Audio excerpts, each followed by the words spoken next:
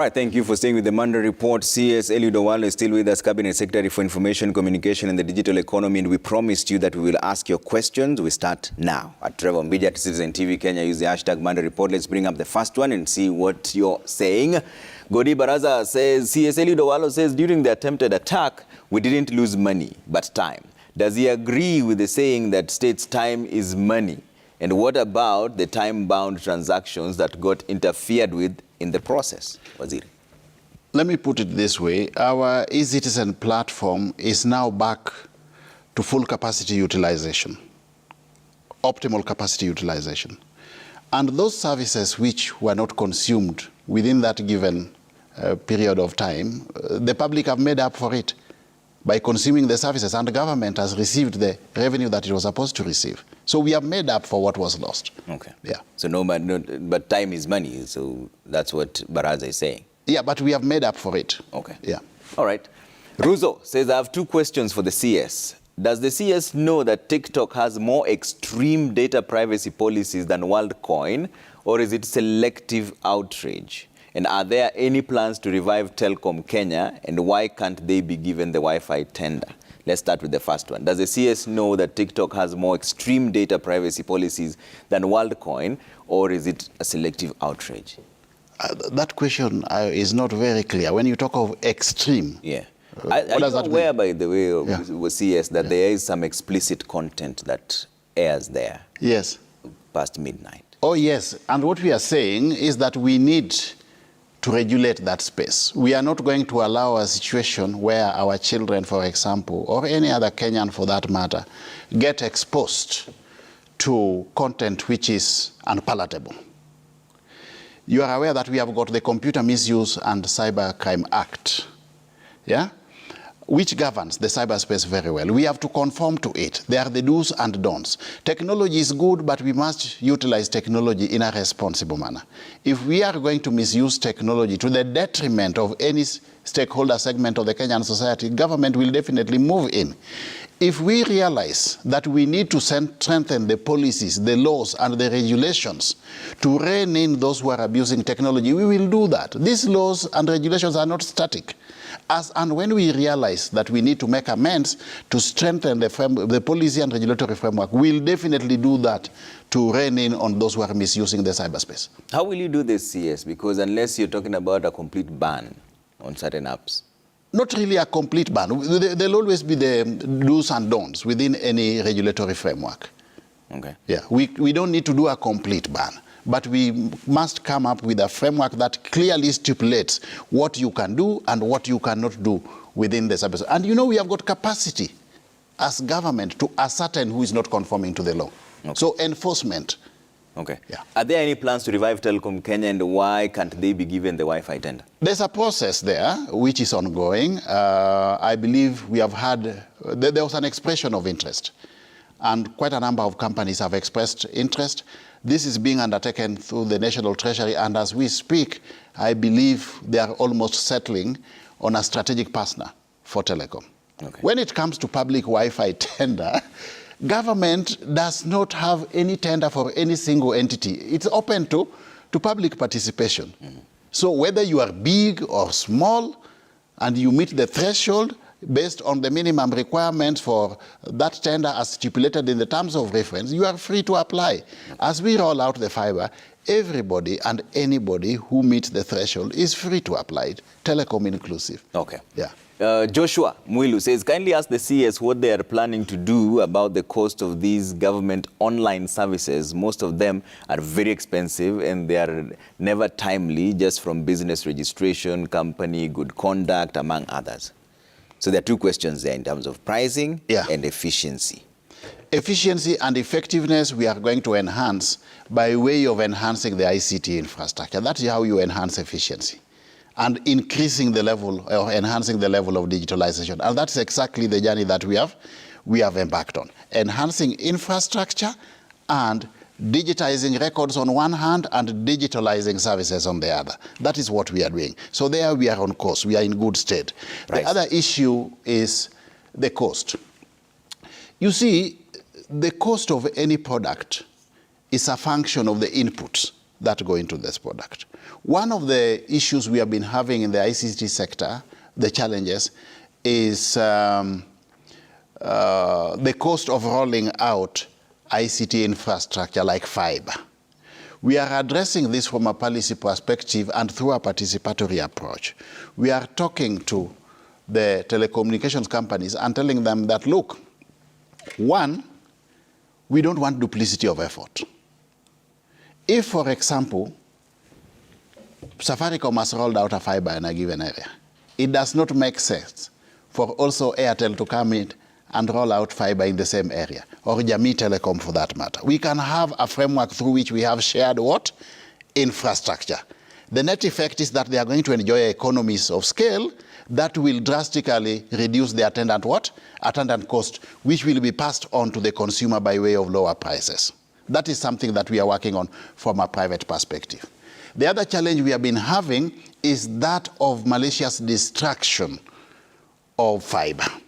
Again, we want fiber to be listed as a critical infrastructure. Just the same way we have got water, electricity listed as critical infrastructure. And we have come up with a bill as government. It is work in progress through the Ministry of Interior, is now at a very advanced stage, where we are going to list fiber as a critical infrastructure with a view to thwarting unnecessary destruction of fiber infrastructure. Okay. That, again, will drastically reduce the cost that is borne by the service providers, which will be passed on to the consumer by way of low prices. Okay. Yeah. Omefadhili says, with constant threats of cyber attacks targeting government agencies, what is the place of artificial intelligence in the prevention of cyber crimes? Is the government considering using AI in preventing organized crimes and other forms of violence? You see, AI is in the horizon. Yeah? We need to envisage that. But as we do all this, whether it is AI or any other invention in the ICT space, what I want to say is that as government, we have to be proactive. We must look at what is happening elsewhere, best case practices as far as mitigation against cyber crime is concerned. As we speak, we have a multifaceted team of government agencies which constantly is just monitoring the trends in cyber crime, looking at what other countries are doing, best case practices which we can benchmark with, and perhaps adapt and customize to meet our own situation as far as this cyber issue is concerned. No. So we are alive to that on a constant basis. We will keep on also evolving depending on the trends so that we have an elaborate risk mitigation framework around our digitalization agenda. All right, so Nixon says, are these digitalized services as well as the free Wi-Fi hotspots available in marginalized areas like Turkana, Kapedo, Interior Masai Land, and Mandera, etc.? You know what happens is that if you leave everything in the hands of the private sector, we are going to end up with some of these areas being marginalized.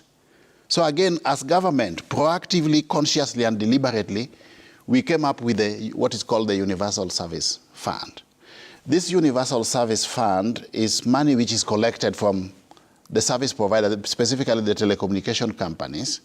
We have a pool, yeah, it's a levy sort of. We have a pool through which this money is domiciled, and you call it USF.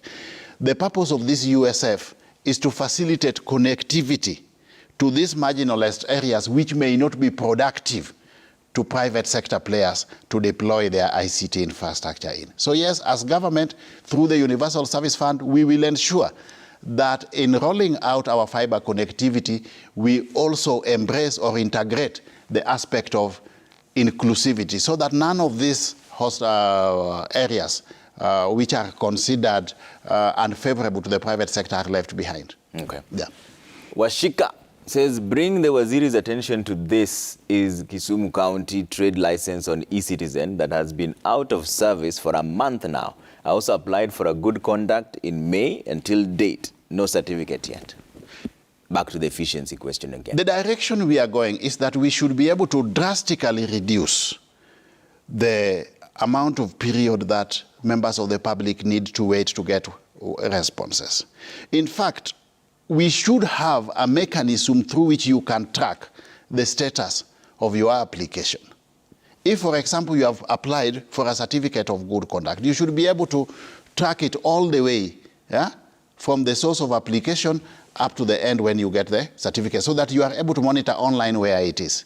That is the direction that we are going. But if we are efficient in digitalization of records and digitalization of services, we should be able to drastically reduce the turnaround period as far as delivery of these services is concerned. Yes, there may be challenges, but all is not lost. We are working at a framework or a mechanism through which we will facilitate enhanced efficiency and effectiveness in service delivery. What do you envision as a target? 2 days, 3 days maximum? I believe that at the tail end of all this, we should be able to get these services even within a day. Why should it take 2 days? Okay. If all the records, you see, what delays these processes is that you are applying, perhaps virtually, electronically, but there is still some manual processes in the back end. We are not just digitalizing the services. We are also digitizing the records. So we are going to run a paperless government. There will be no manual processes in government. So the turnaround time could even be hours at the tail end of all this. Okay. Yeah. All right. Babu Michael says on provision of Wi-Fi hotspots that the government is currently undertaking all over the country, how much has the government spent so far, and will we get value for money through such initiatives? Will production be more than investment? How much have you spent so far? Or what is the budget for this entire rolling out? You know, it's very difficult to quantify this budget because the private sector is also playing its part. But from where I sit, so far the amount of money that we have spent should not be more than 100 million shillings on the Wi-Fis that we have deployed so far. On the 423. Yeah. But again, by the time we get to 25,000, we're talking billions. Oh yes, which is a drop in the ocean compared to the impact that is likely to create. To me, that is a drop in the ocean compared to the impact. You know, if we succeed in this digitalization agenda, Trevor, one, we will enhance efficiency and effectiveness in service delivery by government. Two, we will completely eliminate bureaucratic red tapes in government to enhance efficiency and effectiveness. We will re-engineer the operations of the government to enhance efficiency and effectiveness in the service delivery. That's another positive note. Three, we will bring in more Kenyans into the tax bracket.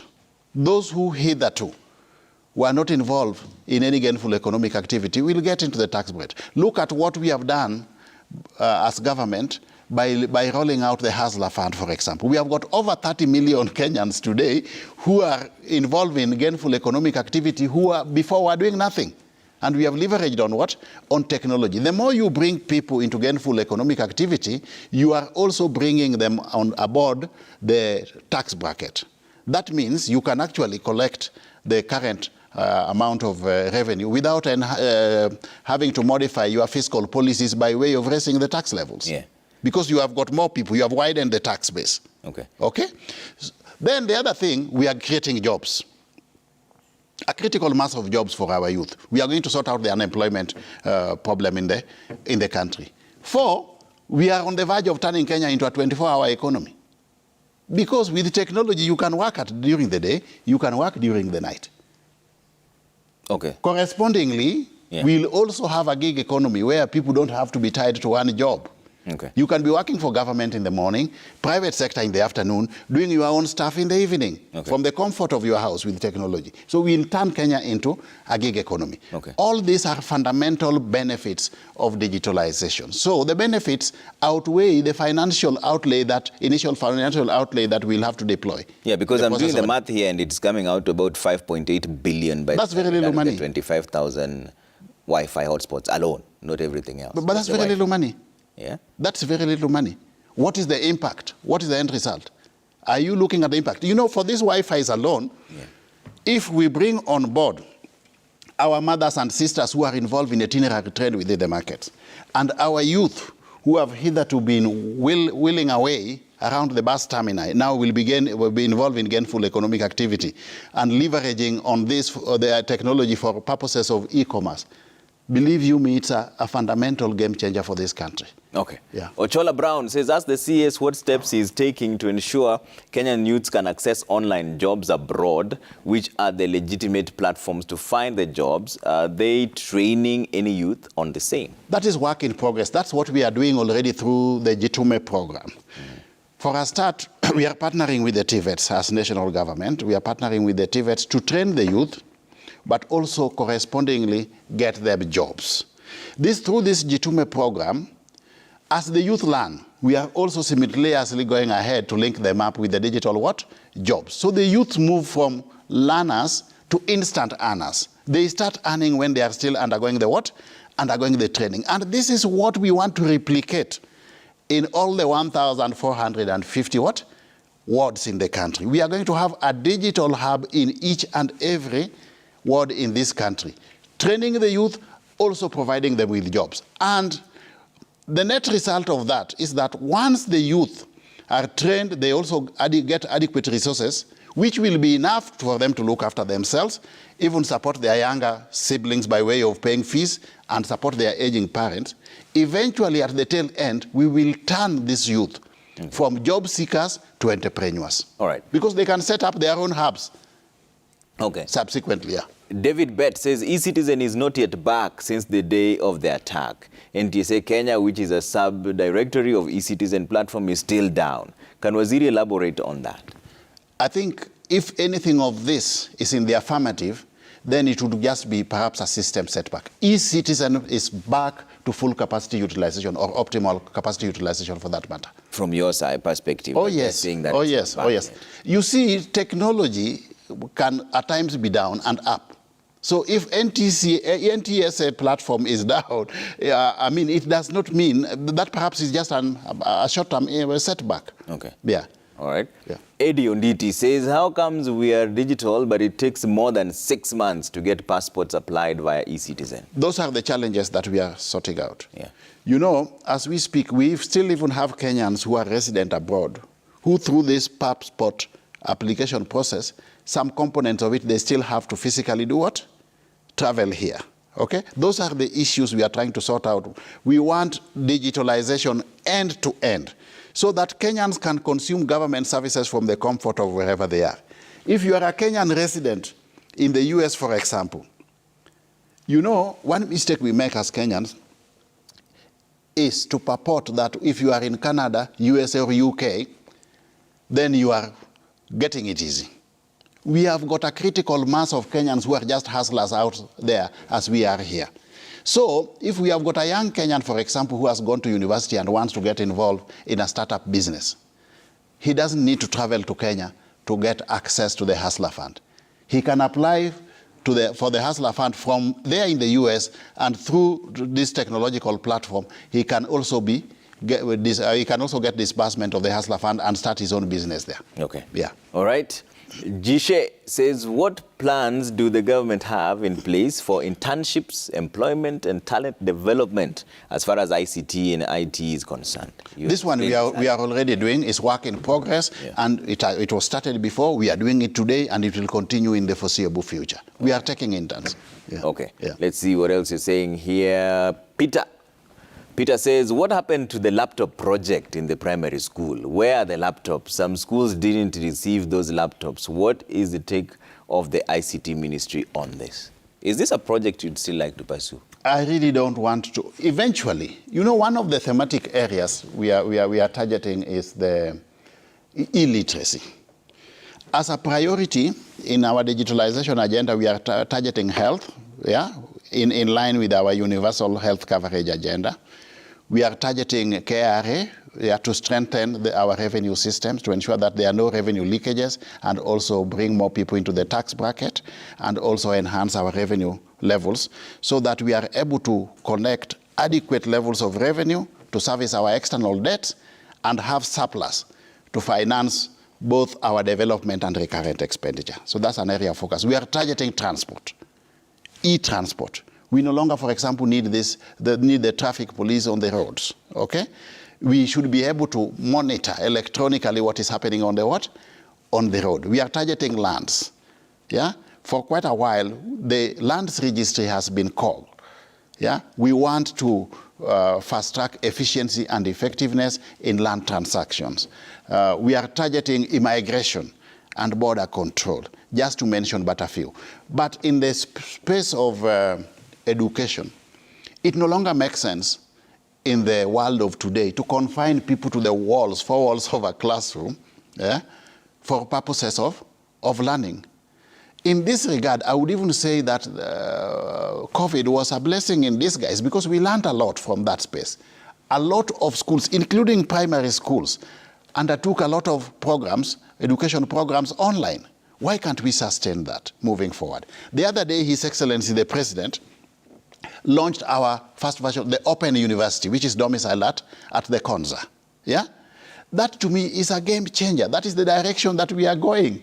Imagine a situation where you have a matatu driver, yeah, doing his thing. He's a matatu driver, but he's also able to enroll for university education online. He can be driving when he's waiting for his passengers. You heard the president say that through this Open University, a matatu driver, during the spare time when he's waiting for passengers, can log in and attend a class. Okay. That will be a game changer. In fact, it is the only way of ensuring that those who have been blocked from pursuing further education because of the prohibitive costs will be able to acquire what? Enhanced levels of education. Because the costs also are astronomically reduced. Okay. Yeah. All right. Yeah. You don't leave your name, but you say, as a public servant myself, I keep on wondering, why is the government insisting on providing public Wi-Fi, and yet in some of the public service offices, internet is almost non-existent? Will that not derail delivery of government services? You see, some of these challenges which we inherited in government, like non-functional internet, we are addressing them. We are enhancing the capacity of NOFB. We are also upgrading the infrastructure of the ICT infrastructure to ensure that we are able to provide these services in a sustainable manner. Okay. Yeah. So those are challenges, but from those challenges, you learn lessons which inform what you are doing moving forward. Okay. Yeah. Mwasia says, I can't access Boma Yangu services on the eCitizen portal. Again, the eCitizen seems to have a problem, Waziri. No, there's no problem on the eCitizen. Believe you me, there's no problem on the eCitizen. It's back to optimal capacity utilization. Okay. Yeah. Pricey says, ask the CS, why does it take too long for the AGPO certificate to be approved? I have been calling from last week, no response. I texted the CS, no response. AGPO, this is the first time. Access to government procurement opportunities. No, I hope this is not me who was texted. Because I respond to all my SMSs, I respond to all missed calls. And I pick all calls when I'm available to pick a call, whether I know the callers or not. So I hope this is not me who was texted. Okay. For purposes of clarity. He's talking about AGPO. Okay, but what we are doing also, we are going to have a contact center in government, a portal through which members of the public can raise queries to government and get instant responses, and also a mechanism through which members of the public can raise complaints technologically.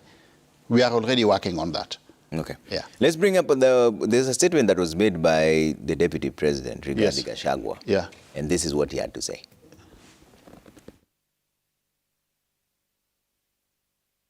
We have done so much as an administration, but the information is not out there. Our ministers are quiet. They are called for TV interviews, they don't show up to say what they have done. And then the media have a field day because nobody talks for government.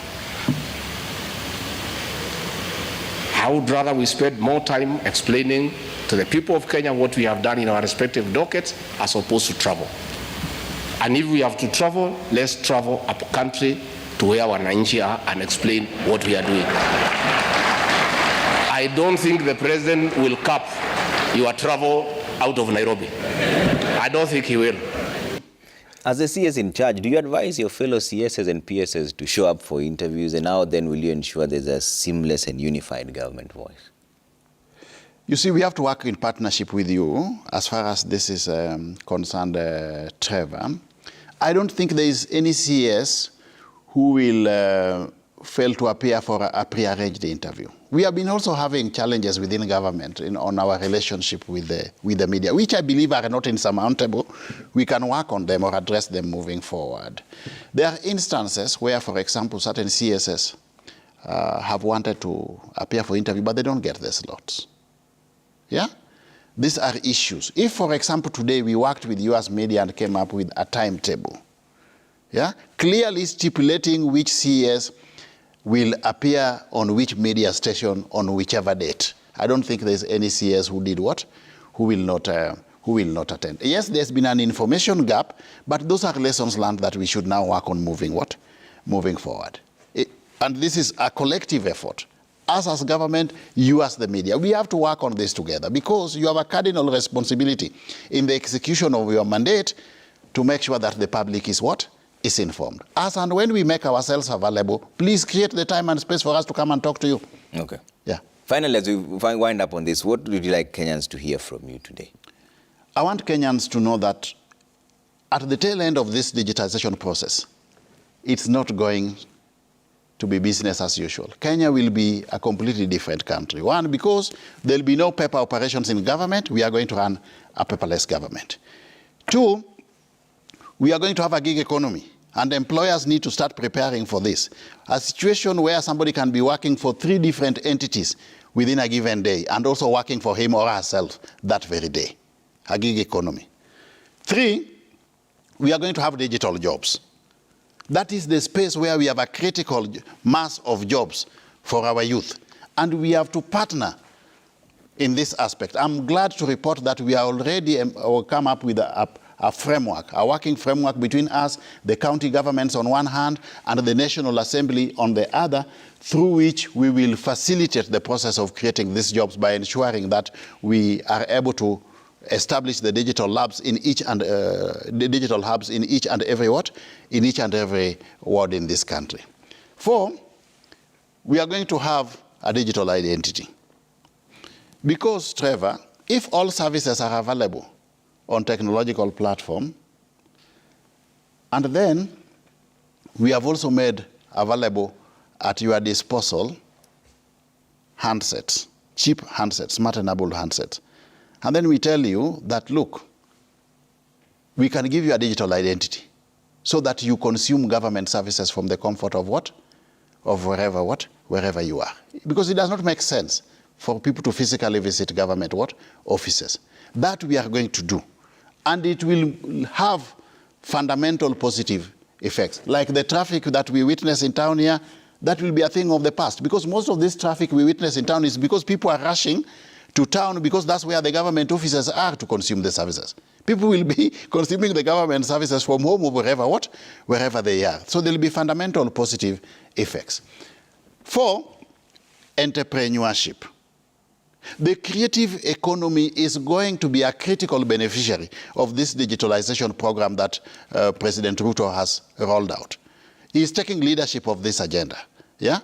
And I want to appeal to all stakeholders to work with government so that this can be pursued to a logical conclusion. It is the critical success factor that we have as a country, the only avenue through which we can re-engineer our business processes, enhance our revenue base so that we have got adequate resources to service our debts and also finance our needs. If we work together in partnership, government, private sector, and all Kenyans, we have the capacity, the potential to position Kenya effectively as the ICT hub of Africa. All right. And by extension, we should also be able to position the country strategically in the global stage by way of comparative advantage. All right. Yeah. Waziri, thank you so much for making time this evening. Thank you. Owalo, Cabinet Secretary, Information, Communication and the Digital Economy. Asante sana for making time. And on behalf of the entire team that made this possible, my name is Trevor Ombija. Have a good night and God bless. Thank you very much.